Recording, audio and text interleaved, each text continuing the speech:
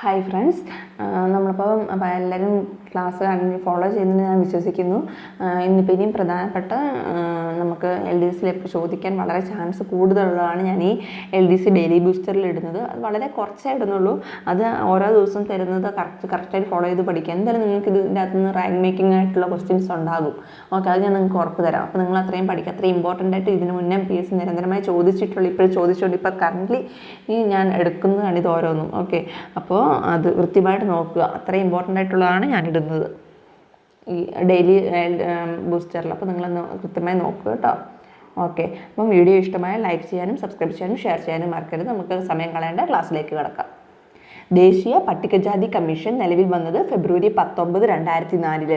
ദേശീയ പട്ടിക കമ്മീഷൻ നിലവിൽ വന്നതെന്നാണ് ഫെബ്രുവരി 19, 2004.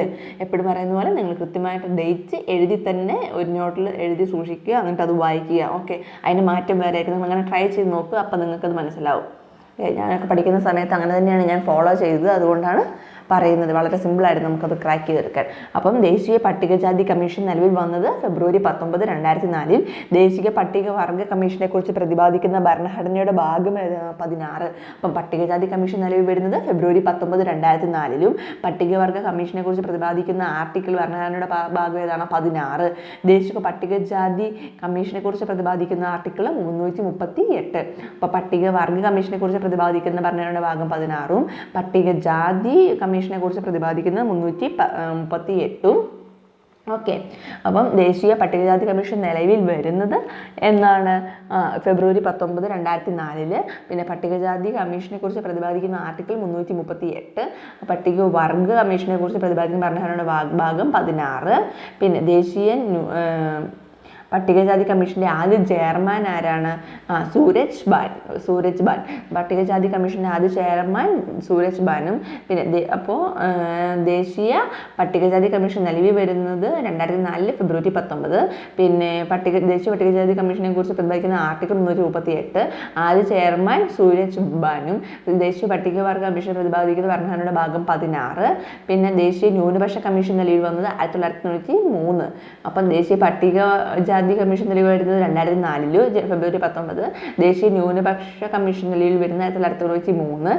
ന്യൂനപക്ഷങ്ങളെ നോട്ടിഫൈ ചെയ്തിരിക്കുന്നത് എത്ര മതങ്ങളാണ്? ന്യൂനപക്ഷങ്ങളെ നോട്ടിഫൈ ചെയ്തിരിക്കുന്നത് എത്ര മതങ്ങളാണ്? 5.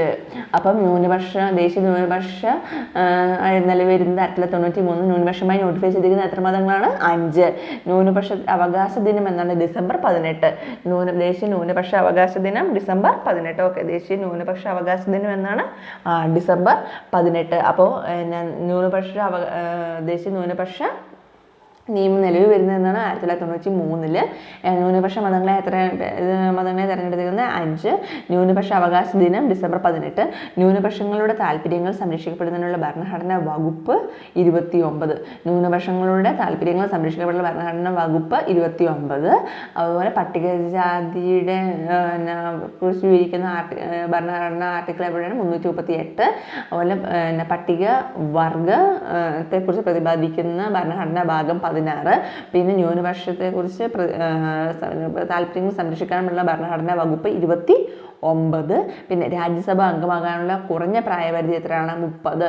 ഏറ്റവും കൂടുതൽ ലോകസഭാ അംഗങ്ങളുള്ള സംസ്ഥാനം ഉത്തർപ്രദേശ്. രാജ്യസഭാ അംഗങ്ങൾ ഏറ്റവും കുറഞ്ഞ പ്രായപരിധി 30ഉം ഏറ്റവും കൂടുതൽ ലോകസഭാ അംഗങ്ങളുള്ള സംസ്ഥാനം എവിടെയാണ്? ഉത്തർപ്രദേശ്. മറക്കരുത് കേട്ടോ, ഇമ്പോർട്ടൻ്റ്, വളരെ ഇമ്പോർട്ടൻ്റ്. അതുകൊണ്ട് ഇതൊക്കെ പറയുന്നത് നോക്കാം നമുക്ക്. ദേശീയ പട്ടികജാതി കമ്മീഷൻ നിലവിൽ വന്നത് 2004. പട്ടികജാതി കമ്മീഷൻ പറഞ്ഞു 2004. പിന്നെ ദേശീയ ന്യൂനപക്ഷ കമ്മീഷൻ നിലവിൽ വരുന്നത് 1993. മറക്കരുത്. പിന്നെ ന്യൂനപക്ഷ അവകാശ ദിനം ഡിസംബർ 18. പിന്നെ ദേശീയ പട്ടികജാതി കമ്മീഷനെ കുറിച്ച് പ്രതിപാദിക്കുന്ന ആർട്ടിക്കിൾ 338. പട്ടികവർഗ കമ്മീഷനെ കുറിച്ച് പറയുന്ന ഭരണഘടനാ ഭാഗം ആർട്ടിക്കിൾ 16. പിന്നെ നമ്മൾ പിന്നെ വേറെ പറയുന്നല്ലോ, ന്യൂനപക്ഷങ്ങളുടെ താല്പര്യങ്ങൾക്ക് സംരക്ഷിക്കപ്പെടുന്ന ഭരണഘടനാ വകുപ്പ് ഏതാണ്? 29. പിന്നെ ദേശീയ പട്ടികജാതി കമ്മീഷന്റെ ആദ്യ ചെയർമാൻ ആരാണ്? സൂരജ് ബാൻ. പിന്നെ ന്യൂനപക്ഷങ്ങളായി നോട്ടിഫൈ ചെയ്തിരിക്കുന്നത് എത്ര മതങ്ങളാണ്? 5. ഓക്കെ, പിന്നെ രാജ്യസഭാ അംഗമാകാനുള്ള കുറഞ്ഞ പ്രായപരിധി 30. ഏറ്റവും കൂടുതൽ ലോകസഭാ അംഗങ്ങളുള്ള സംസ്ഥാനം ഉത്തർപ്രദേശ്. ഓക്കെ, അപ്പോൾ ഇതൊക്കെ നിങ്ങൾ നോക്കുന്നുണ്ടെന്ന് വിചാരിക്കുന്നു. കൃത്യമായിട്ട് ഇതൊക്കെ പഠിക്കുക. ഇനി കുറച്ച് ദിവസങ്ങളോടും കൂടി ഉള്ളൂ. ഇത്രയും ദിവസം കൊണ്ട് മെനക്കെട്ട് കഴിഞ്ഞ് നിങ്ങളുടെ കയ്യിൽ നല്ലൊരു ജോലി കിട്ടും. നിങ്ങളൊന്ന് ആലോചിച്ച് നോക്കി, അതൊന്ന് ആലോചിച്ചാൽ മതി. ഓക്കെ, അപ്പോൾ വീഡിയോ ഇഷ്ടമായ ലൈക്ക് ചെയ്യാനും സബ്സ്ക്രൈബ് ചെയ്യാനും ഷെയർ ചെയ്യാനും മറക്കരുത്.